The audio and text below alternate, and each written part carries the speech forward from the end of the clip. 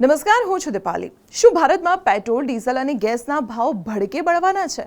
America અને Iran વચ્ચેના યુદ્ધની અસર દેખાવા લાગી છે। ઈરાને દુનિયાનો સૌથી મહત્વનો રૂટ હોર્મુઝ સ્ટ્રેટ બંધ કરવાનું એલાન કરતા જ દુનિયાભરમાં તેલ સંકટનો ડર ફેલાયો છે અને આ રસ્તો ભારત માટે પણ એક જીવાદોરી સમાન છે, કારણ કે ભારત દરરોજ 25 થી 27 લાખ બેરલ કાચું તેલ આ જ રસ્તેથી મંગાવે છે। એટલું જ નહીં, આપણા ઘરમાં વપરાતો 90 થી 100% એલપીજી અને 60% એલએનજી ગેસ પણ સાઉદી, ઇરાક અને કુવૈતથી આ જ માર્ગે આવે છે।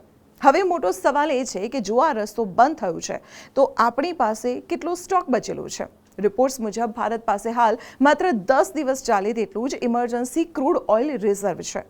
લાંબા સંકટ માટે આ પૂરતું નથી।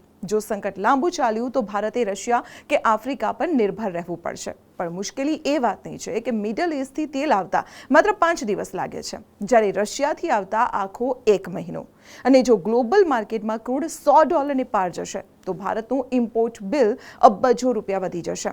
ભારત પોતાની જરૂરિયાતનું 88% તેલ આયાત કરે છે। જો તેલ મોંઘું થશે તો સીધી અસર ટ્રાન્સપોર્ટેશન પર પડશે અને ખાવા પીવાની જીવન જરૂરી ચીજવસ્તુઓ પણ મોંઘી થશે, એટલે કે સીધો ફટકો તમારા ખિસ્સા પર પડશે। આ વિશે તમારું શું કહેવું છે? કમેન્ટમાં ખાસ જણાવજો અને આવી જ ઇન્ફોર્મેટિવ માહિતી માટે જોતા રહો સંદેશ ડિજિટલ।